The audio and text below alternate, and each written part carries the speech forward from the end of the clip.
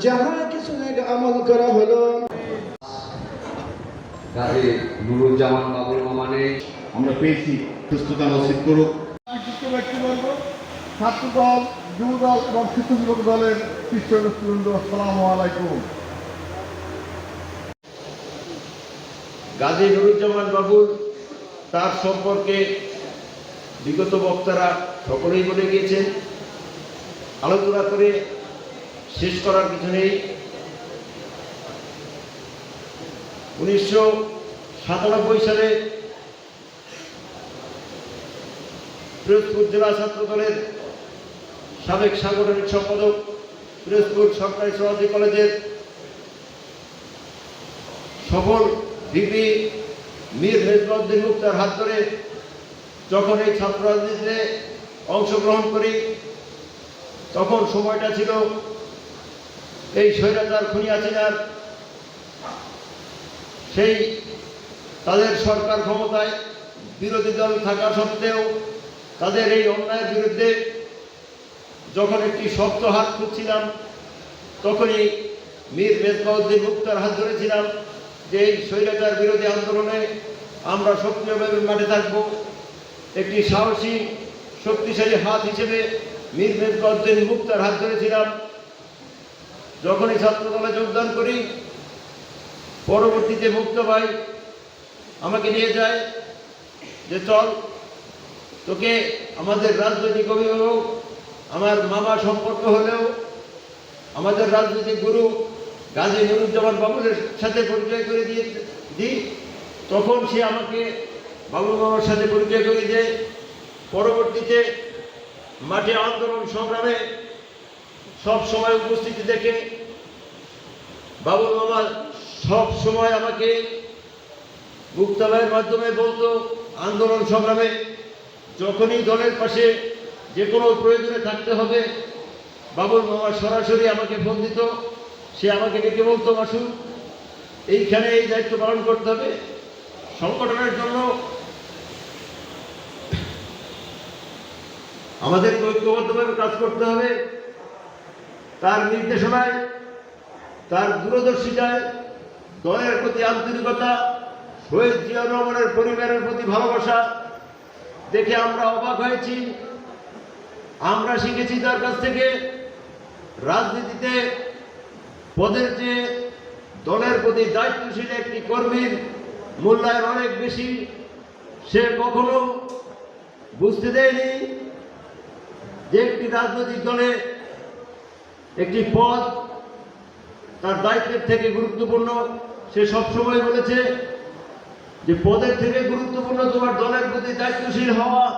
দায়িত্বশীল একজন কর্মী হয়ে থাকো, তোমার পদ দরকার নেই। তোমার রাজপথের সেই আন্দোলন, তোমার শ্রম তোমার যোগ্যস্থানে পৌঁছে দেবে। তার এই কথাকে সব সময় মনে রেখে রাজপথে বিগত দিনে কলেজ স্কুল থেকে আমি 1998 সালে স্কুল কমিটির সভাপতি হই, 2003 সালে কলেজ কমিটির সাধারণ সম্পাদক হই, 2010 সালে পিরোজপুর জেলা ছাত্র দলের যুগ্ম আহ্বায়ক হই। সব সময় আমি বলেছি আমার কোনো পদের দরকার নেই, কিন্তু বাবুল মামা একটা জিনিস বলেছে, তুমি তোমার কর্মদক্ষতায় এই পদ পেয়েছো, কিন্তু তোমার একটি জিনিস সবসময় মনে রাখতে হবে যে তুমি সবসময় মাঠে কাজ করবে, তোমার ধ্যান জ্ঞান থাকবে এই দলের জন্য, দলের প্রতি দায়িত্ব, শহীদ জিয়াউর রহমানের পরিবারের প্রতি তোমার যে ভালোবাসা, সেই আদর্শকে ধারণ করে সামনের দিকে এগিয়ে যেতে হবে। সংগঠনকে ঐক্যবদ্ধ করে স্বৈরাচার বিরোধী আন্দোলনে সব সময় সে মনে সাহস জুগিয়েছে, যে কোনো বিপদ আপদে সব সময় খবর রেখেছে। পাশাপাশি আমাকে সব সময় একটি নির্দেশনা দিত যে মাসুদ, তুমি যে অবস্থায় যেখানেই থাকো না কেন মাঠ পর্যায়ের কর্মীদের সাথে সব সময় যোগাযোগ রাখবে, তারা যেন মনোবল হারিয়ে না ফেলে স্বৈরাচার বিরোধী আন্দোলনে যত সম্ভব তুমি উপস্থিতি যেন মাঠে থাকে, সেই মনোবল তাদের প্রতি সৃষ্টি করবে। আমি তার এই আদর্শ, তার এই ভালোবাসা, দলের প্রতি দায়িত্ববোধ থেকে অবাক হতাম। আমি এখনো এই বাংলাদেশ থেকে স্বৈরাচার পতন হয়েছে ঠিকই, কিন্তু ষড়যন্ত্র শেষ হয়ে যায়নি। আমাদের সেদিকে সজাগ দৃষ্টি রাখতে হবে।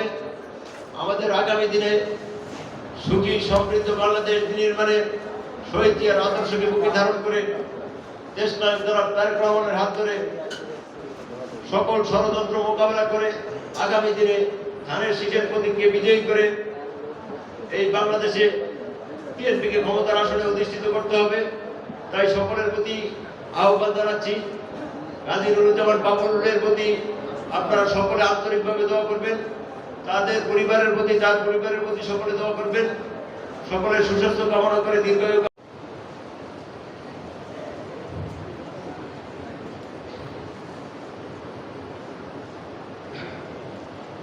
কিন্তু আমাদের আফসোস, দুঃখের বিষয়,